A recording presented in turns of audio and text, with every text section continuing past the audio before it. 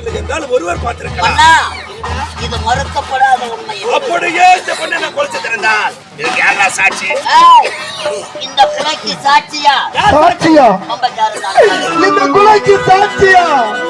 ஐயா, நெஞ்சுக்கு தேவை மனசாட்சி, அது நீதி தேவனின் சாட்சி.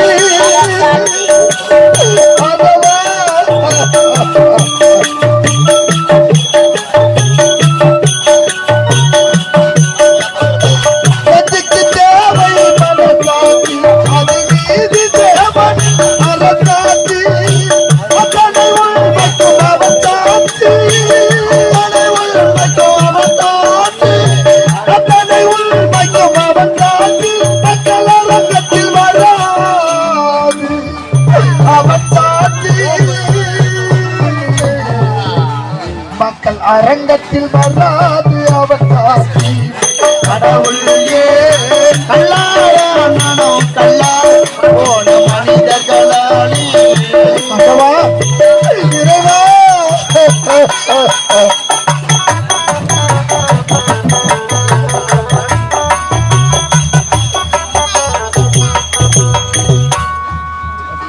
அது செய்தவன் புத்திசாலி, அதை சகித்துக் கொண்டிருந்தவன்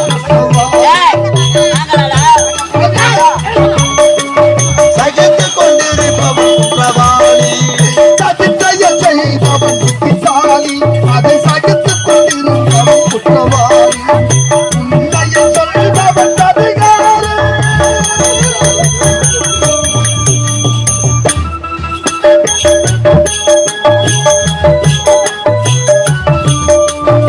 உண்மையை சொல்பவன் அதிகாரம்.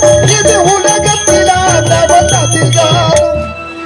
இது உலகத்தில் ஆண்டவன் அதிகாரம். கடவுளே கல்லாடான் மனம் கல்லால் போன மனிதர்களாளி. ஐயா, இந்த கொலைக்கு சாட்சி யார் என்று கேட்கின்றீர்களே?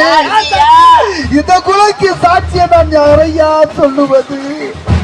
இந்த கொலைக்கு சாட்சி யார் தெரியுமா? இந்த கொலைக்கு சாட்சி யார் தெரியுமா? இந்த விண்ணையும் இந்த மண்ணையும் சாட்சி காக்கும் அந்த கடவுள் தான் சாட்சி. ஐயா, அந்த கடவுள் தான் சாட்சி. விண்ணையும் மண்ணையும் கட்டிக்காது கடவுள் சாட்சி சொல்கிறார். அந்த கல்லாக இருக்க கடவுள் வந்து சாட்சி சொல்லட்டும்.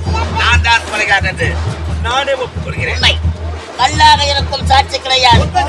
அது கண்ணால் பார்த்த சாட்சி. கண்ணால் பார்த்த சாட்சியா?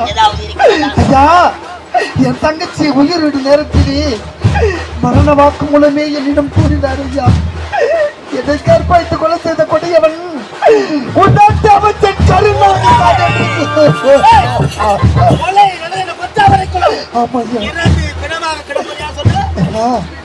இதோ இருந்து பிணமாக கிடப்பது யார் தெரியுமா? இதோ இருந்து பிணமாக கிடப்பது யார் தெரியுமா? ஒப்பற்ற தங்கை சுகத்தி. ஐயா, என் தங்கச்சி. ஐயா,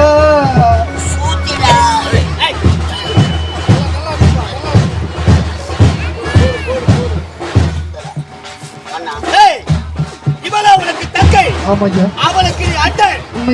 தங்கைக்காக இந்த அண்ணனுக்கு ஒரு சாட்சி சட்டத்திற்கு ஏற்கான சாட்சி செல்லவே செல்லாது.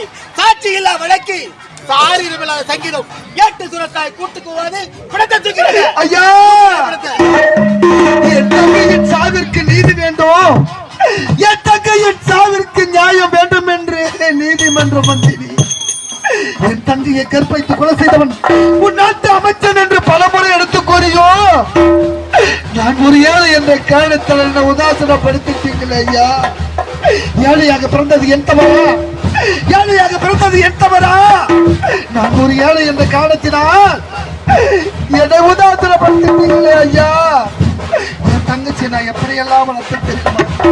செல்லமா வளர்த்தையா, என் கண்ணுக்குள்ள பொத்தி பொத்தி வளர்த்தையா. என் தங்கையை பிரிந்து எப்படி நான் தனிமையில் வாழ்கின்றனோ, என் தங்கையை பிரிந்து எப்படி நான் தனிமையில் தடுக்கின்றனோ, அதே போன்று இந்த ஏழை என் வயிறிந்து சாபத்தை தர போறையா. என் வயிறிந்து சாபத்தை தர போறேன். ஒரே தங்கையை பிரிந்து எப்படி நான் தனிமையில் வாழ்கின்றனோ, அதே போட்டு நாட்டை இழந்து நாட்டு மக்கள் இழந்து பெற்றெடுத்த பிள்ளைகளை மறந்து கட்டிய மரபிலிருந்து நடு வீதிக்கு அனாதையாக வருவார். இதுவே இந்த ஏழை தந்த சாபம், இதுவே இந்த ஏழை தந்த சாபம், இதுவே இந்த ஏழை தந்த சாபம். சீக்கிரம் கிளம்ப.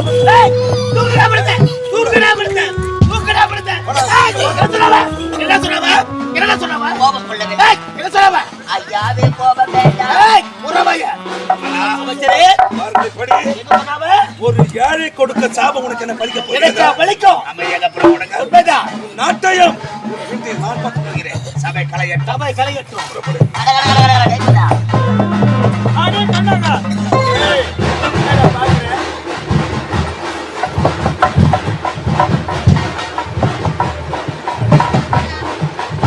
இளவரசி வேணாம், சொன்னதை கேளு. வேணாம், இந்த கூட்டத்தை கலைக்க எம்மா கஷ்டப்பட்டு எங்களுக்கு இந்த மாபெரும் சபையை கலைக்க வேண்டாம். சபை கலைஞ்சு விட்டது.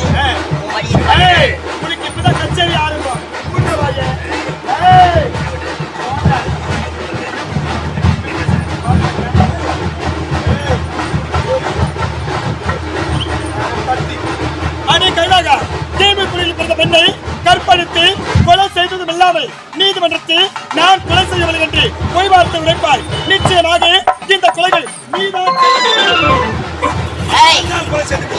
அமைச்சர் கொலை செய்ததை கண்களால் பார்த்தாயா? இவன் செய்த தவறை மூடிமறைப்பதற்காக நீதிமன்றத்தில் ஒரு வார்த்தைக்குள்ளாடி அதை சமூகத்து கேட்டாயா? மேலே பூமாதேவியா, கீழே ஆகாய வாங்கியா, இப்படி மாற்றி மாற்றி இருக்கிறார். நிச்சயமாக இந்த கொலையை இவன் தான்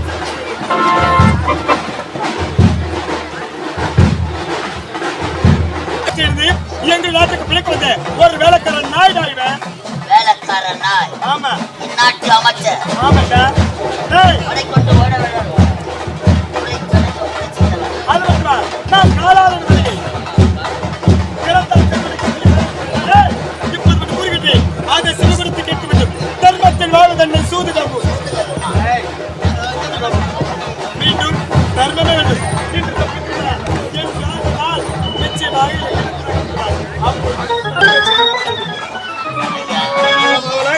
வாழ வழி இல்லாத இந்த நாட்டுக்கு ஓடி வந்தோம். உன் திறமையை பார்த்து நாட்டு மன்னர் உனக்கு அமைச்சர்